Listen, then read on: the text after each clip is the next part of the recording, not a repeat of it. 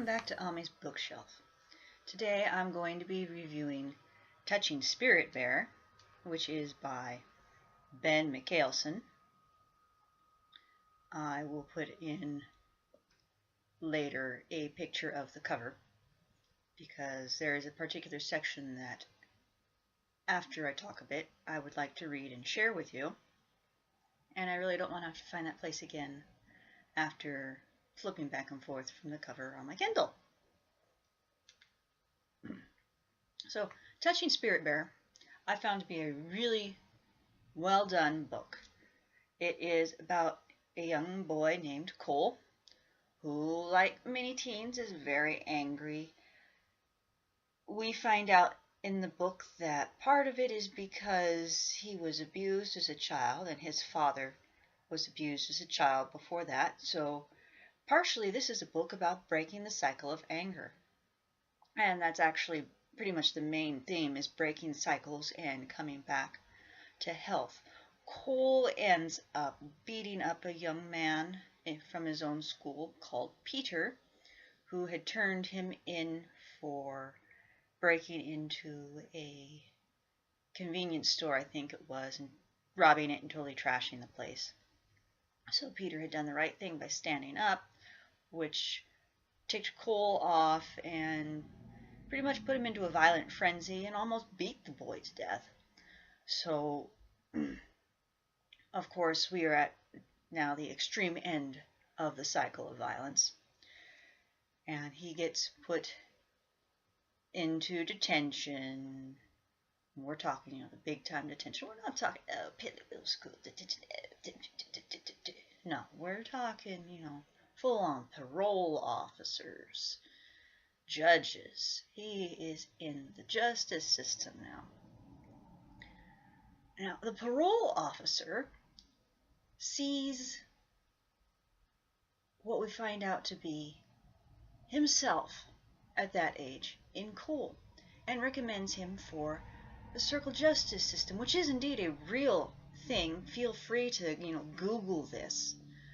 And it's based on ancient Native American practices of trying to heal society, not just, obtain justice, the punishment system, but to actually make things right. We find the parole officers at Tlingit, and I'm probably not getting the clicks in there properly because my throat is kind of acting up a little today. I do try, though. So Cole ends up, after several meetings of the healing circles and the justice circles, ends up being sent off to Alaska to a small island to take part in the banishment ritual, which is a year long. And the first time he goes out, he messes up his chance because he burns down the shack that had been built for him by his own parole officer and all the supplies that his father had bought for him, just in this fit of rage. And this is how he meets the spirit bear, which is indeed another real animal. Feel free to look this up. And it is, a white grizzly. It sounds beautiful. I would love to see one. I hope I see one. I probably won't see one, in the flesh because it's going to be a long, long time before I can go to where they are. But, seeing one in a vision quest at least would be nice. So, what he gets is more than a vision quest, though. He gets mauled by the bear for, attacking it and scaring it to within an inch of his life. And here is where his great change occurs.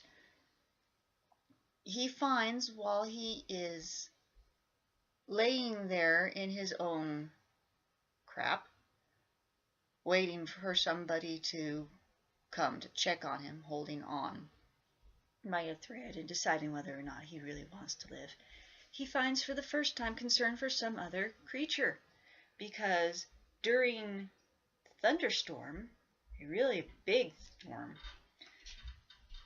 there is this tree that had a nest of baby birds in it, and this tree gets struck by lightning and knocked down. And while he is laying there, and this tree has been knocked down, he worries about the birds and even asks them if they're okay. Of course, it's so loud he can't hear if there's any sound. Sound from them. Excuse me.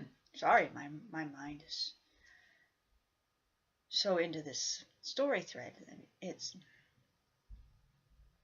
So he worries about these little baby birds. And this is a huge breakthrough for him. And he ends up holding on to this and trying to be a good person. Of course, the next day he finds that they're dead. These poor little baby birds.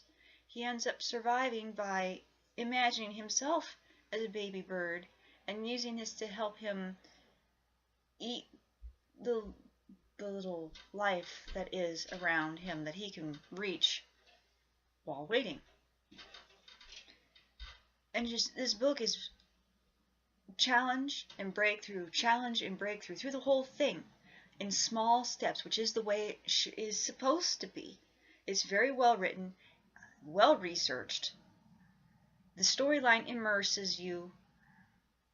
I do recommend you read it. I can't really remember anything that I disliked about this book, except maybe the fact that it ended a little early for me. I really would like to know what happens to Cole and Peter next. Luckily, there is a book 2 which I will be obtaining and reading because I am very curious. So, my gripe turns out to be a good thing for me because 2 books. Yay! I like this. Series books are, my thing. Okay, so to demonstrate how well done this book is, I am going to read a section. I can't remember what chapter this is, but this is the segment on the whale dance.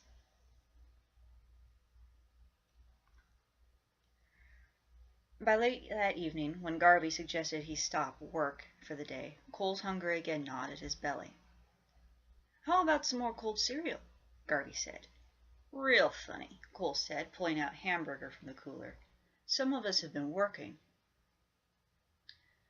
The smile on Garvey's face irritated Cole as he pulled the gloves off his sore and blistered hands. He examined his work. All 4 panels lay ready to be lifted into place. There was space for a door and one small window facing out toward the bay. It still bugged Cole that Edwin and Garvey wouldn't help with anything. He made up 3 hamburgers, but deliberately put only 1 on the pan to cook. Edwin and Garvey watched him as he ate his burger. "Hey!" "Oh, bless me, sorry."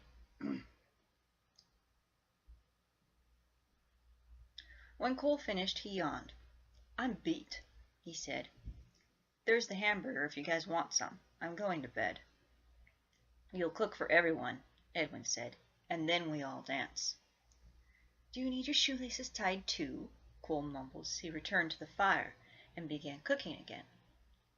"Make us a feast," Garvey said, "not just food."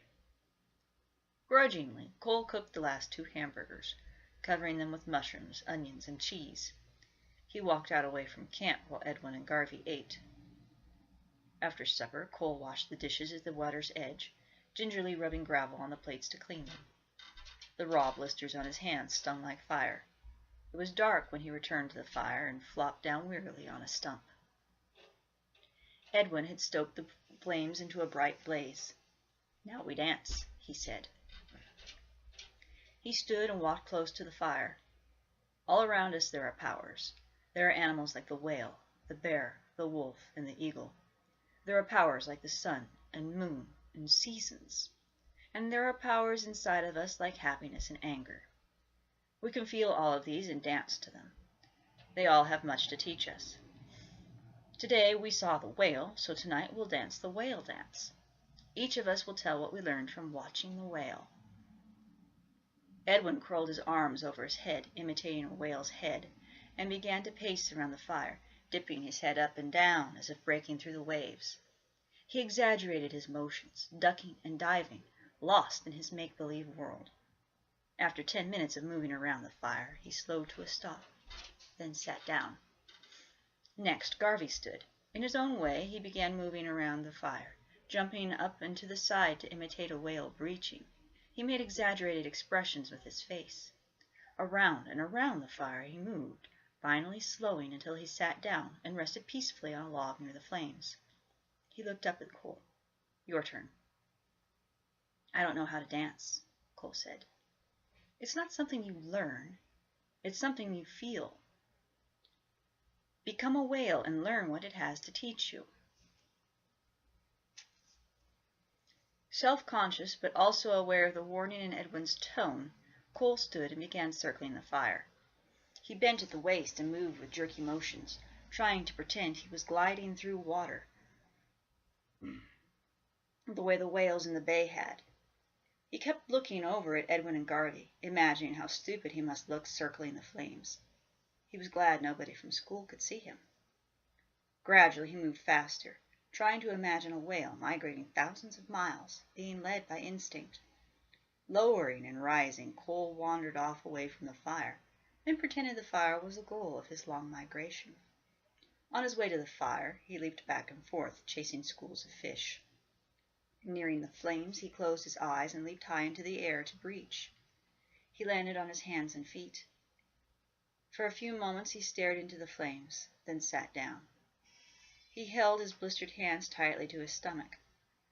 After a time of silence, Edwin said, "The whale is graceful and gentle. Tonight I learned those things." Garvey nodded and said, "The whale is also smart and powerful. That is what I learned from my dance." After several long minutes, Garvey said, "Cole, what did you learn from your dance?" Cole had been thinking. "A whale migrates, but it doesn't have a home." He picked up a small stick and traced in the dirt. "I feel like the whales," he said softly. When nobody spoke for several minutes, Garvey stood. "This has been a good day," he said. "Now it's time to hit the sack." He turned and handed Cole a tube of ointment. "Use this on your blisters before going to sleep, and make sure you put a tarp over the firewood, or it will be waterlogged by morning." "Thanks," said Cole. He turned to Edwin. "What would a dance of anger be like?" "That's the hardest dance of all, because you face your anger and release it." "Will we do that dance some night?" Cole asked.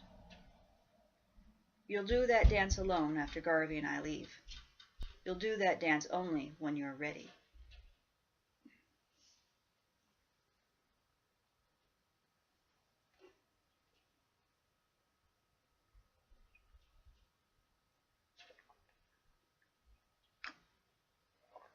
So,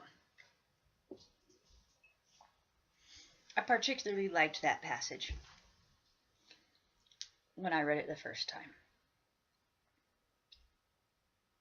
This took place after his second arrival on the island, where it had been decided that he was going to have to build the shack himself this time. Again, the whole book is about growth and consequences. I had something, and it went away because I had an itch. I get distracted sometimes. It was important to say, too. More coffee. More brain fuel.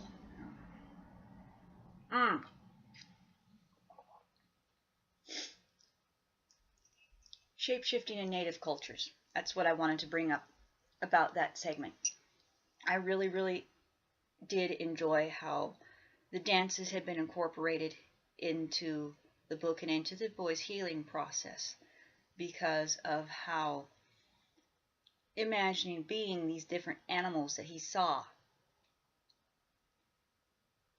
helped shape him by taking him out of his normal mindset and into the mind of something else. And this is the basis for a lot of some of the shape-shifting practices. Another book that I ought to reread and then review is one of the shape-shifting books that I have in my library.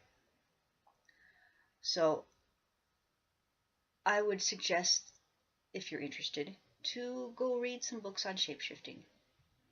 Not just the fantasy shape-shifting novels, but the ones that talk about the psychology and the process and the traditional uses. The Native American stuff for me was really important because of my multicultural heritage. In some ways, I feel a bit like that boy, not regarding a physical home and not regarding a family, but because there are so many cultures that meet in my blood that I'm not going to be able to fully experience each and every culture. So, in a sense, that makes me feel a little bit lost too. So I really highly identified with that segment. There are multiple other instances in the book where other people will strongly identify with other stuff. And this is the way a book should be set up. Because if you cannot identify with your character, we're not going to give a crap about the character, are we?